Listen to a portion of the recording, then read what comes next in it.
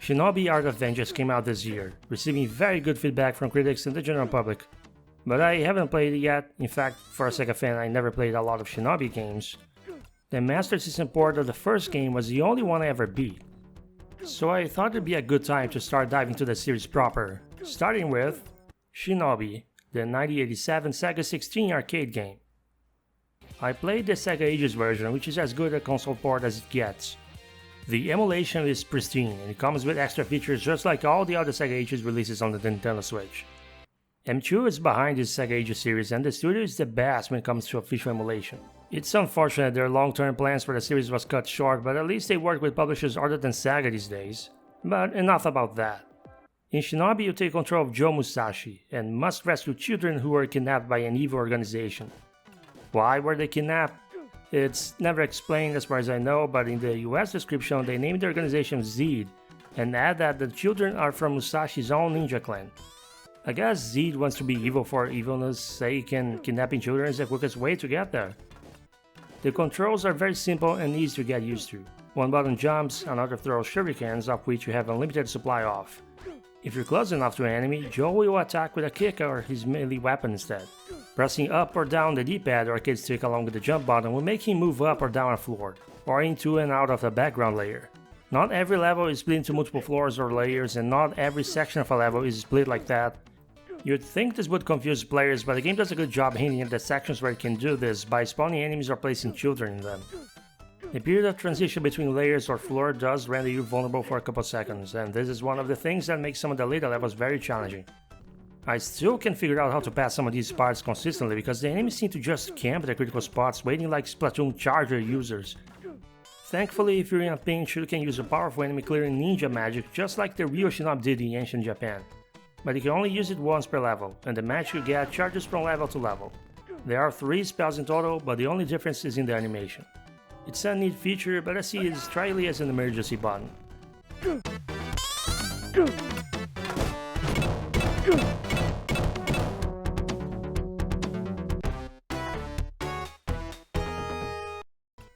Every time you rescue a child, you get some kind of bonus.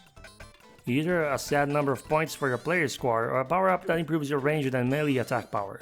This power-up only lasts until you die or you clear a level. And if you die after getting hit, well, none of the children respawn, so no extra power for you.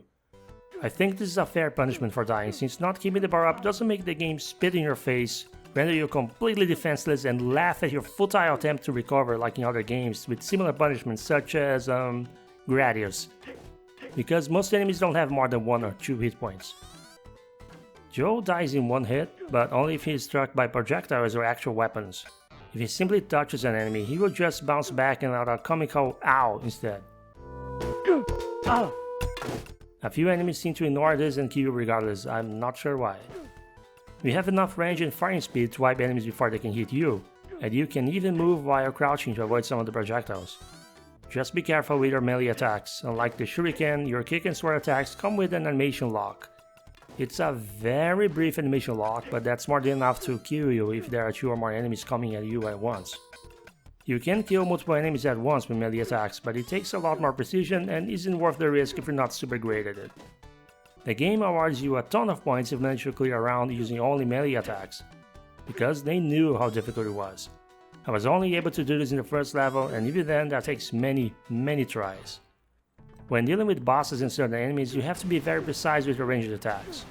With the exception of the final boss, they have very specific weak spots, which might seem really small targets at first. But sometimes it's just a matter of finding the perfect rhythm to clear the fights quickly. The third boss, however, is just pure nonsense, and I don't think more than a dozen or so people on this planet can clear it without relying on ninja magic. Screw this boss. But the one truly frustrating part of Shinobi is the bonus round between stages. You have to successfully hit every single ninja running and jumping on screen with your shuriken in a first-person perspective. However, your shuriken have a relatively short fire rate. You're supposed to predict when ninjas are closer to jumping at you, which they do shortly after facing the screen when they're in the lower platform. But it can get very overwhelming when you see multiple ninjas jumping to the platform at once. If you clear this bonus round, you get an extra life. Aside from reaching very high score thresholds, this is the only way to gain extra lives. And believe me, clearing them is the hardest challenge to complete consistently in any playthrough.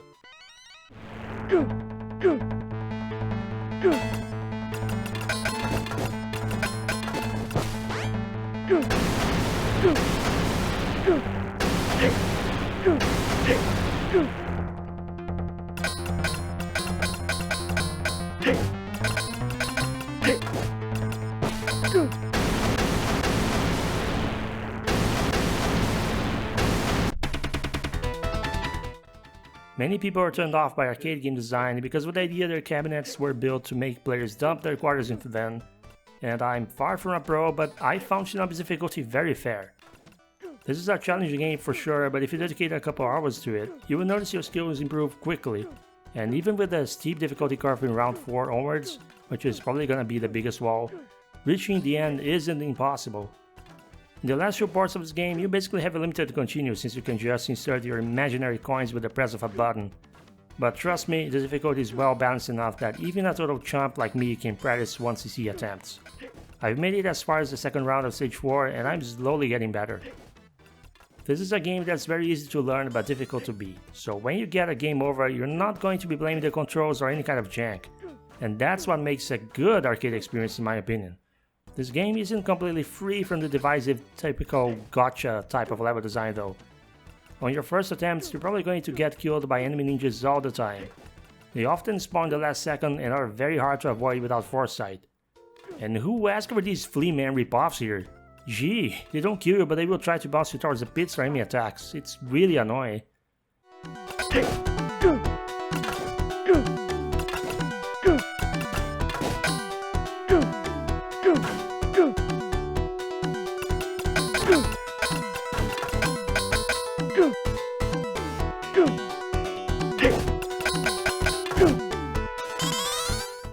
The gameplay may look simple, but I'd say it holds up very well even today. If you live somewhere with an arcade cabinet for this, you should definitely give it a few tries. It's one of Sega's better Sega-16 games in my opinion. This game received ports to many platforms in the late 80s and early 90s, including some European home computers. But we can take a quick look at the better known ports for the Master System, the NES and the PC Engine.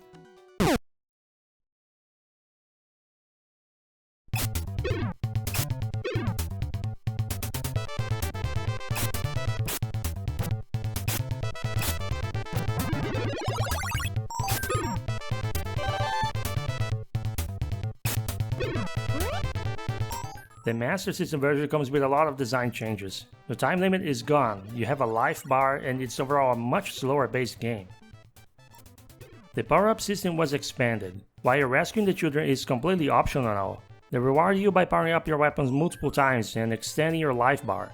You can keep your power-ups in the next levels and bosses. It's a neat change, but the downside is that you still lose all your power-ups when you die.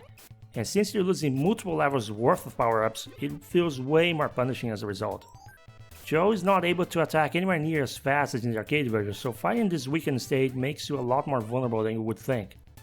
In the third boss, it's practically impossible to beat without having the gun as your projectile weapon. For some reason, they messed up the space between floors. You often can't see anything in a higher or lower floor, which makes you prone to getting hit by enemies you couldn't see. But hey, at least some of the rescue children restore your life, so you have a lot of protection before dying. You know, I used to really like this version, but now that I got so used to the arcade game, this one is not so easy to go back to. It's not a bad game, but Joe feels rather slow and incompetent.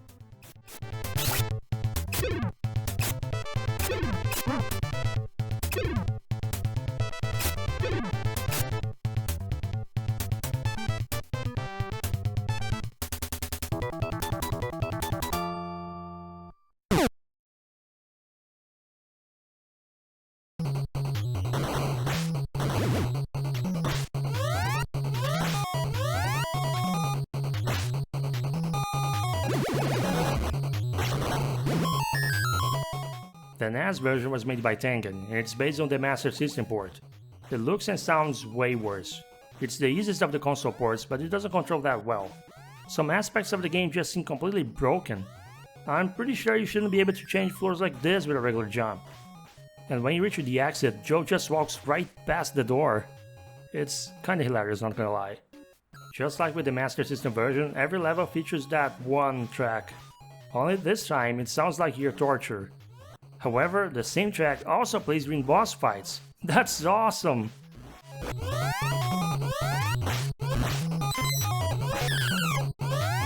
The bonus levels are fairly easy to clear, but I have no idea how to use the ninja magic, and I'm not very interested in finding out. It's neat that this port exists at all, but I don't think it's worth playing. Maybe if a member of the homebrew community makes a version that actually feels like a finished game, this could be turned into a good one.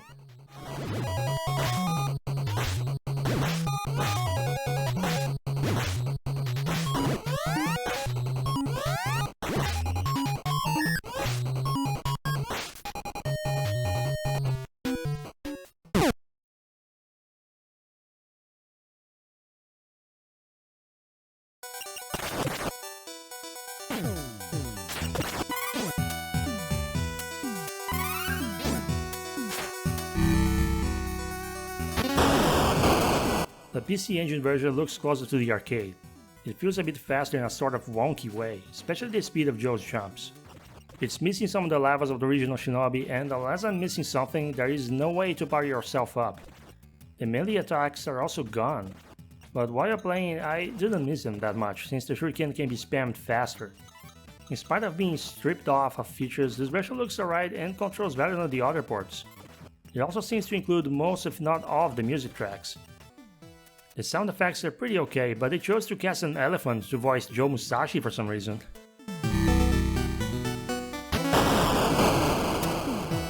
Even though the PC Engine version looks, sounds and controls better, I think I still like the Master System version more.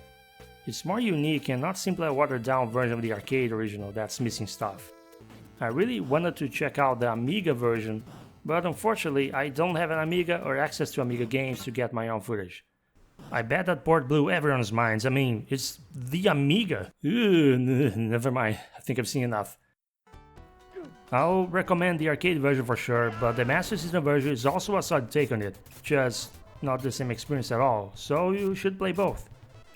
Unfortunately, Sega made the stupid decision to pull Sega Age Shinobi out of the eShop, so you can't officially play that version if you didn't already buy it before it was delisted. Thanks, Sega. And thank you for watching Game Over Hell. If you got some Shinobi love to share, please do so in the comments, we'd love to read them. If you enjoyed the video, please consider giving us some support and subscribing for more. We always have stuff in the works.